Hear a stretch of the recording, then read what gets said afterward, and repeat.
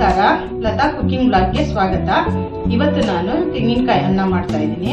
ಈ ತೆಂಗಿನಕಾಯಿ ಅನ್ನನ ಯಾವ ರೀತಿ ಮಾಡೋದು ಅಂತ ತೋರಿಸ್ಕೊಡ್ತೀನಿ.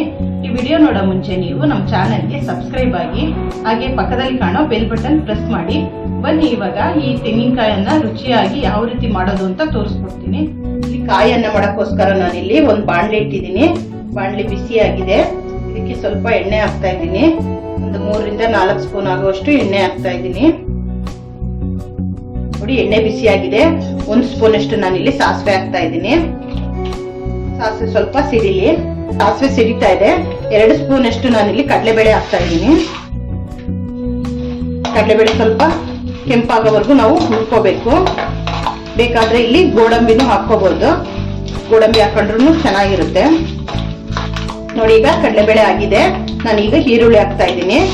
ಇಲ್ಲಿ ನಾನು 3 ಈರುಳ್ಳಿ ತಗೊಂಡಿದ್ದೀನಿ. ಮೀಡಿಯಂ ಸೈಜ್ ಈರುಳ್ಳಿನ ಈ ರೀತಿ ಕಟ್ ಮಾಡಿಬಿಟ್ಟು ಹಾಕ್ತಾ ಇದ್ದೀನಿ. ಈರುಳ್ಳಿ ಹಸಿ ವಾಸನೆ ಹೋಗೋವರೆಗೂ ಫ್ರೈ ಮಾಡ್ಕೋಬೇಕು.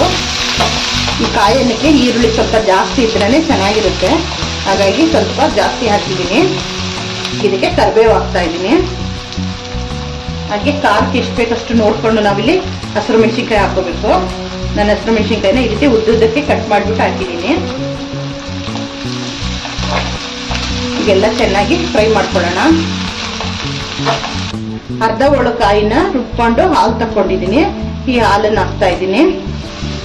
ಕಾಯಿ ಹಾಲು ಹಾಕೋದ್ರಿಂದ ಈ ಕಾಯಿಯನ್ನ ತುಂಬಾ ರುಚಿಯಾಗುತ್ತೆ.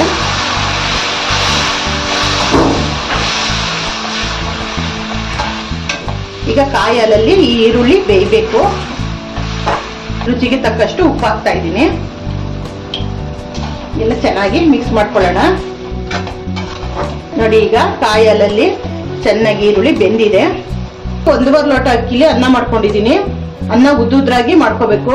ಉದ್ದುದ್ರಾಗಿ ಇರ್ಬೇಕು ಅನ್ನ. ನೋಡಿ, ಈ ರೀತಿ ಉದ್ದುದ್ರಾಗಿರ್ಬೇಕು. ಮುದ್ದೆ ಆದ್ರೆ ಚೆನ್ನಾಗಾಗಲ್ಲ. ನೋಡಿ, ಈಗ ನಾನಿಲ್ಲಿ ಅನ್ನ ಹಾಕ್ತಾ ಇದ್ದೀನಿ. ಅನ್ನ ಹಾಕಿದ್ದಾಗಿದೆ. ಈಗೆಲ್ಲ ಚೆನ್ನಾಗಿ ಮಿಕ್ಸ್ ಮಾಡ್ಕೊಳ್ಳೋಣ. ಅನ್ನ ತಣ್ಣಗಿದ್ದಷ್ಟು ಚೆನ್ನಾಗಾಗುತ್ತೆ. ಎಲ್ಲ ಚೆನ್ನಾಗಿ ತರ ಮಿಕ್ಸ್ ಮಾಡ್ಕೋಬೇಕು. ಮೀಡಿಯಂ ಫ್ಲೇಮ್ ಇಟ್ಕೋಬೇಕು, ಇಲ್ಲಾಂದ್ರೆ ತಳ ಹಿಡಿದ್ಬಿಡುತ್ತೆ. ಹಾಗಾಗಿ ಮೀಡಿಯಂ ಫ್ಲೇಮ್ ಅಲ್ಲೇ ನಾವು ಮಾಡ್ಕೋಬೇಕು. ಈ ರೀತಿ ಕ್ಲೀನ್ ಆಗಿ ಮಿಕ್ಸ್ ಮಾಡ್ಕೋಬೇಕು. ಈಗ ಇದಕ್ಕೆ ಅರ್ಧ ಹೋಳು ತೆಂಗಿನಕಾಯಿ ತುರಿ ಇಟ್ಕೊಂಡಿದ್ದೀನಿ. ತೆಂಗಿನಕಾಯಿ ಬಲ್ತಿರ್ಬೇಕು. ಬಲ್ತಿರೋ ತೆಂಗಿನಕಾಯಿ ಮಾಡಿದ್ರೇನೆ ತುಂಬಾ ಚೆನ್ನಾಗಾಗೋದು. ಹಾಗಾಗಿ ನಾನಿಲ್ಲಿ ಅರ್ಧ ಹೋಳು ತೆಂಗಿನಕಾಯಿ ತುರಿ ಹಾಕ್ತಾ ಇದ್ದೀನಿ. ಈಗೆಲ್ಲ ಚೆನ್ನಾಗಿ ಮಿಕ್ಸ್ ಮಾಡ್ಕೊಳ್ಳೋಣ.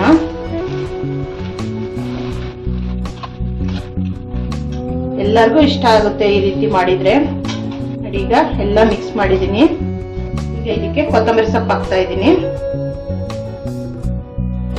ಈಗ ಇದನ್ನೆಲ್ಲ ಚೆನ್ನಾಗಿ ಮಿಕ್ಸ್ ಮಾಡ್ಕೊಳ್ಳೋಣ. ಈ ಕಾಯಿ ಅನ್ನನ ತುಂಬಾ ಬೇಗನೆ ಮಾಡ್ಕೋಬಹುದು. ತುಂಬಾ ರುಚಿಯಾಗಿರೋ ಬ್ರೇಕ್ಫಾಸ್ಟ್ ಇದು. ನೋಡಿ, ಈಗೆಲ್ಲ ಮಿಕ್ಸ್ ಆಗಿದೆ. ನೋಡಿ, ರುಚಿಯಾದ ತೆಂಗಿನಕಾಯಿ ಅನ್ನ ರೆಡಿ ಆಗಿದೆ. ನೋಡಿ, ಬಿಸಿ ಬಿಸಿಯಾದ ಕಾಯಿ ಅನ್ನ ರೆಡಿ ಆಗಿದೆ. ನೀವು ಒಂದ್ಸಲ ಮನೇಲಿ ಮಾಡಿ ನೋಡಿ ಹೇಗಿದೆ ಅಂತ ಕಮೆಂಟ್ ಮಾಡಿ. ಹಾಗೆ ನಮ್ಮ ಚಾನಲ್ಗೆ ಸಬ್ಸ್ಕ್ರೈಬ್ ಆಗಿ.